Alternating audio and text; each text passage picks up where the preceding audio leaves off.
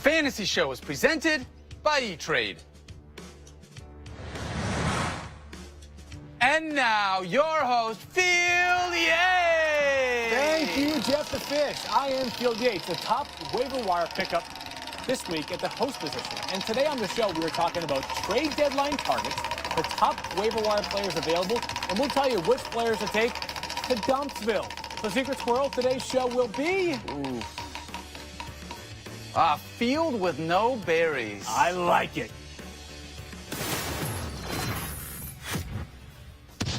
Tomorrow is waiver deadline day, so let me tell you who future you will be happy to have added to your roster. Did you say future field? I did, Daniel. Let me take you to the future, all the way to week 12 of the 2017 NFL season.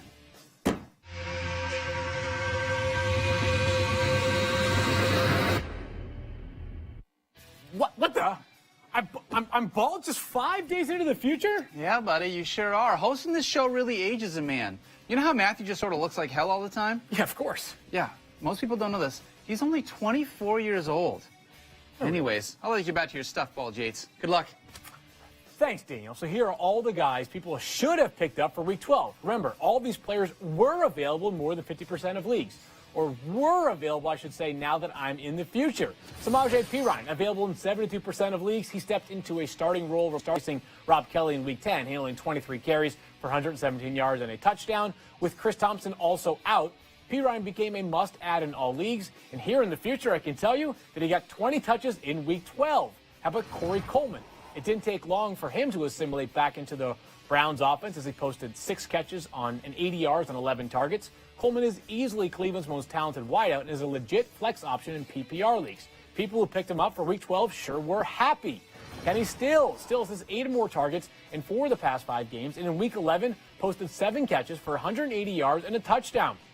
Regardless of who played quarterback for the Dolphins, the fantasy players of the future still found Stills to be a legit flex option. And finally, Tyrod Taylor. He was QB12 on the season and available in most leagues thanks to, well, Sean McDermott. He ends the season with a favorable schedule with games against Indianapolis and a pair of matchups against the Patriots and Dolphins. And here in the future, I can tell you that he put up top 12 QB numbers in week number 12 against the Chiefs.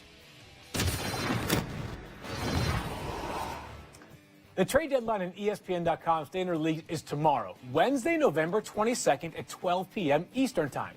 So hit me with a dramatic on-screen trade deadline countdown clock. The trade deadline countdown clock. Put it up on the screen. Hello? Hey, buddy. Hey, Daniel, what's up? So I know you're used to like really big shows like NFL Live and SportsCenter that have countdown clock technology. We don't really have that here, but we do have this really cool hourglass.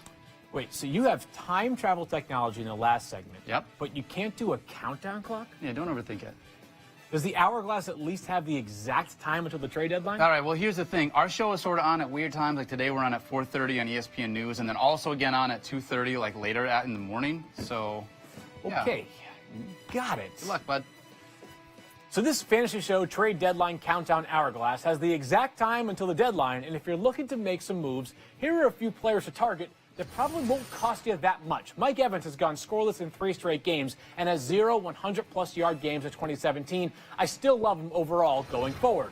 Bilal Powell, he has just 19 catches so far this season, but he has a history of finishing strong. Last year, he equals with 82 rushes and 21 catches, plus 3 touchdowns in his final 4 games. In 2015, he had 25 catches and 3 touchdowns in that same final 4-game stretch. That's called peaking for the fantasy playoffs. And Kareem Hunt, Matthew's true love always, he has been scoreless since week 3. But this week he faces a Buffalo run D that has allowed the most fantasy points per game to opposing running backs and rush yards per game to opposing running backs since trading away Marcel Darius. I'm going to text Matthew to see if he will trade me Kareem Hunt.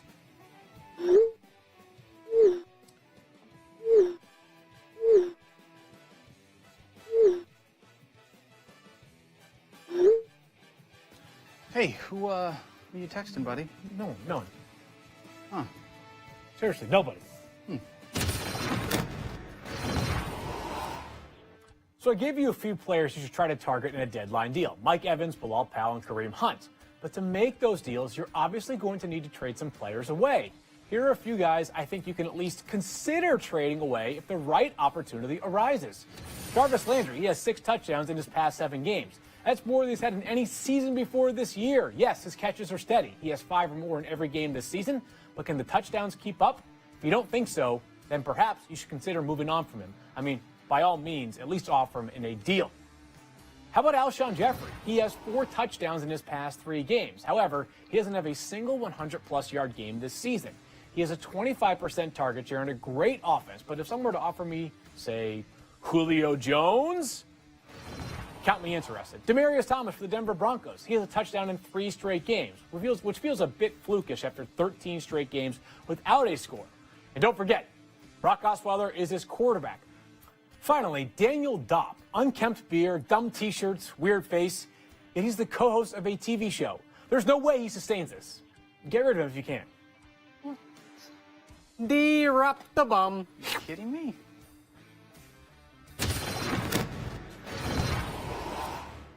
Aaron Rodgers, Odell Beckham, and David Johnson are the big injuries of this season that everyone mentions when it comes to fantasy football. But there's a more recent injury to a player that gets you 0 fantasy points that is almost as big. Cowboys left tackle Tyron Smith. Dak Prescott has been held without a passing touchdown in his last 2 games, each played minus Smith. That is the first time that Dak has failed to throw a touchdown pass in consecutive games since the first 2 starts of his career. And just look at how his performance has dropped these past 2 games. In Dak Prescott's first 8 weeks of the season, he averaged 21.5 fantasy points per game with 16 touchdowns and just 4 picks. In his last 2 games, without Tyron Smith, he's averaged just 6 fantasy points per game with 0 touchdowns and 3 picks. Yes, Zeke's suspension obviously impacts this as well, but Dallas has been able to move the football on the ground in his absence. Alfred Morris is averaging 5.1 yards per carry in his 2 starts. It's pass protection that has been a major problem. Dak was sacked 3 times last week by the Eagles and 8 times the week before that against Atlanta. This week, the Cowboys face the Chargers, who are 3rd in the NFL in sacks, and to put it kindly, just tormented Nathan Peterman. 3 weeks ago, Dak Prescott was a set-it-and-forget-it starter. I think you're probably still starting him in your lineup going forward, especially if Tyron Smith returns this week. And Stephon Bell, we talk about that a little bit later on in the show. But he's no longer a set-it-and-forget-it. He's now more of a set-it and maybe even regret it later, as I learned in Week 11 when I played him over Ben Roethlisberger.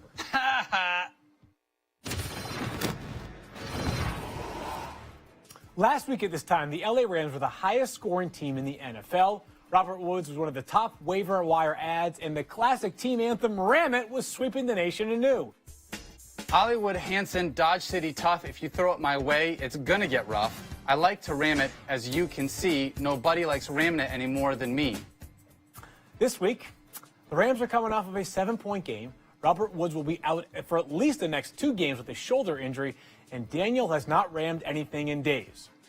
So, Secret Squirrel, I turn to you. Is it time for fantasy players to be a little bit worried about this Rams offense going forward? I'm a little bit nervous, to be honest. I mean, Robert Woods came out of nowhere and was just everything that it felt like Jared Goff was looking for. So now you got guys like Sammy Watkins, who has an immense amount of talent, but is he going to be able to pick up where Robert Woods left off? And then at the same time, there's Cooper Kupp. Yeah. You know, which one of those 2 guys am I trusting? And does Tavon Austin even factor into this equation? I'm actually trusting Cooper Kupp more than Sammy Watkins, but this is good news for Sammy. Think about this. Since week 3 of the NFL season, Sammy Watkins has 1 game with more than 5 targets.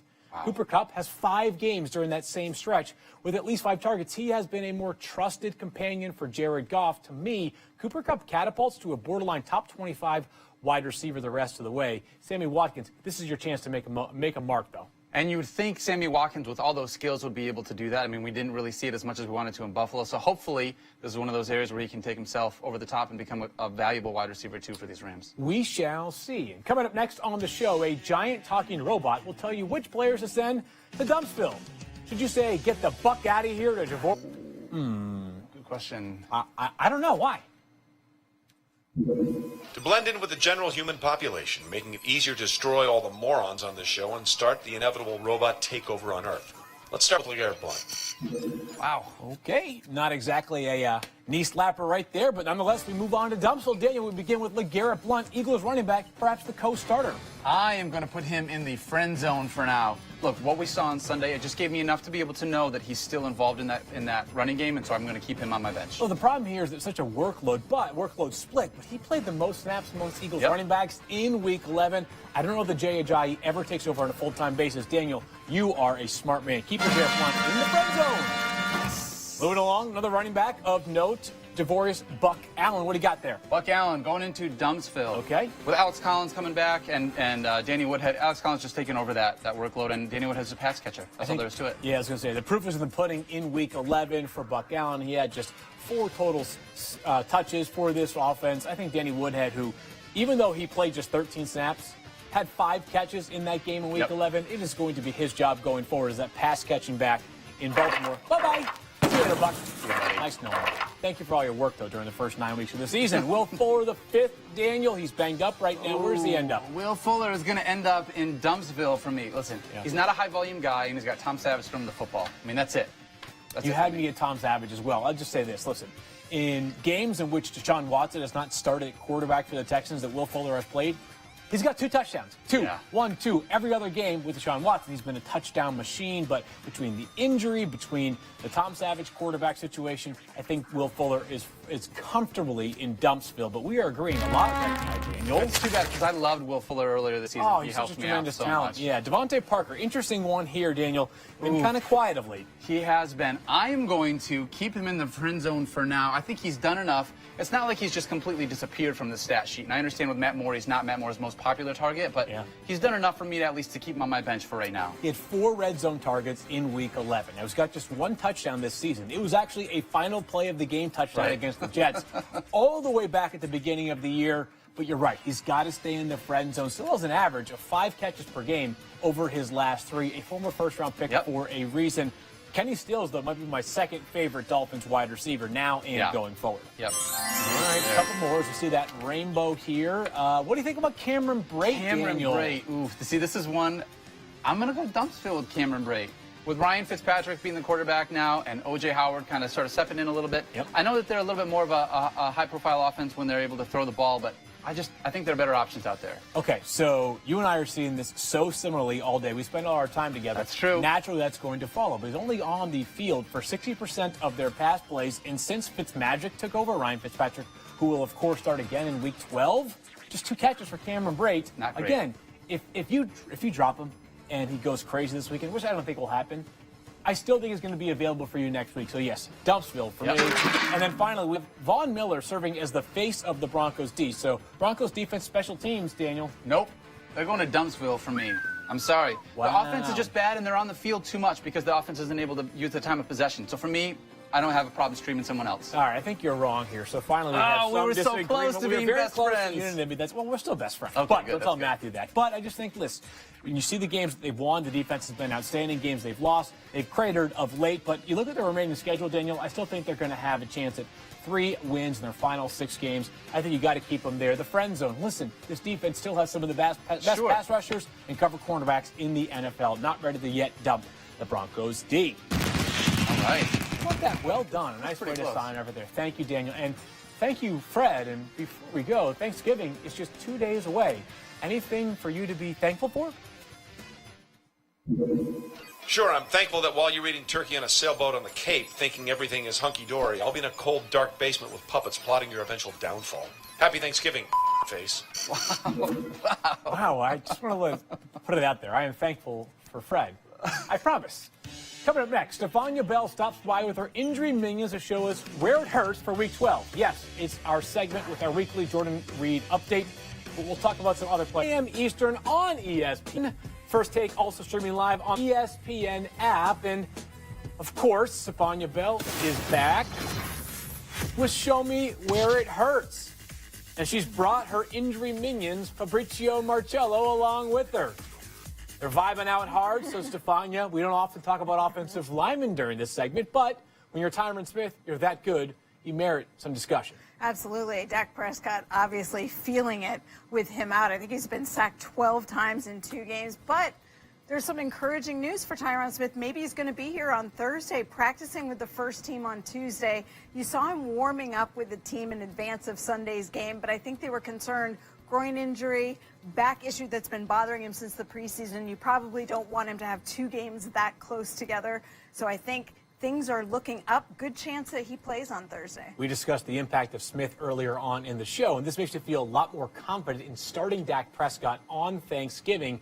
That game, of course, against the Los Angeles Chargers, one of the best pass rushers in the NFL. Now, staying in the NFC East in a Thursday game, Stefania, Jordan Reed, we could do a weekly segment with you on Jordan Reed. What's the latest there? I know, even with Matthew not here, we feel obligated to Yes. include Jordan Reed in the mentions. Has a hamstring injury that's kept him out since week 8.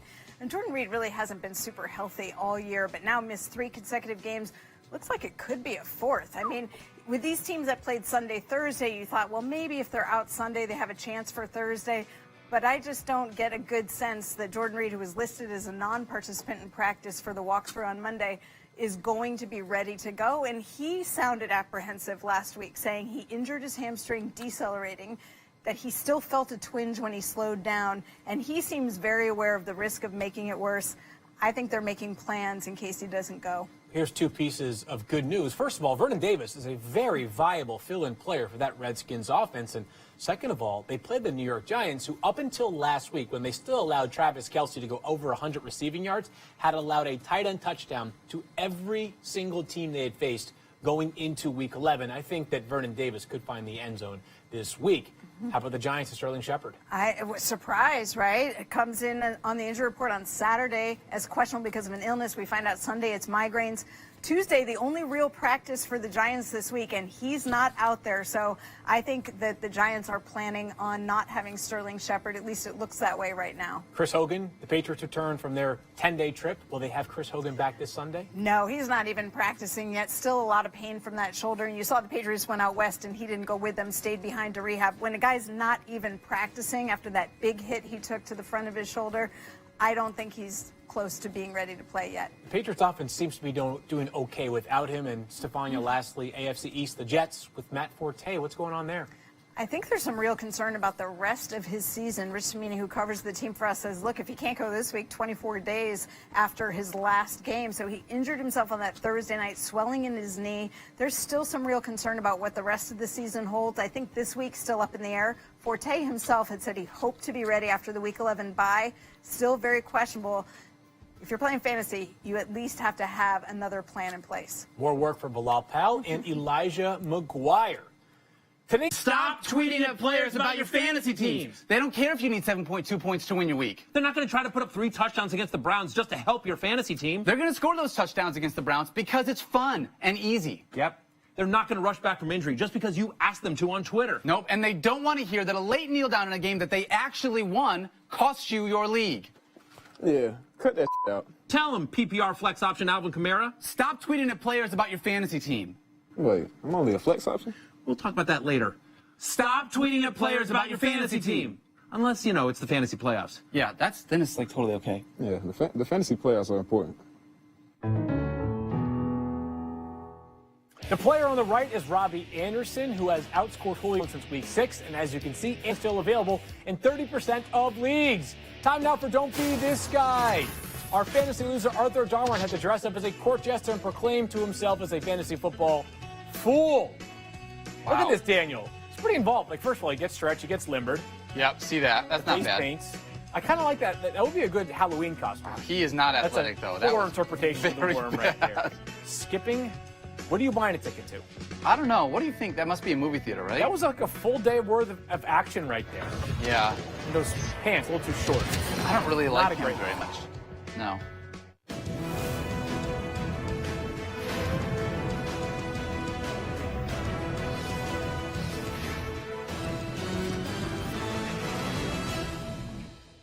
NFL Live is presented by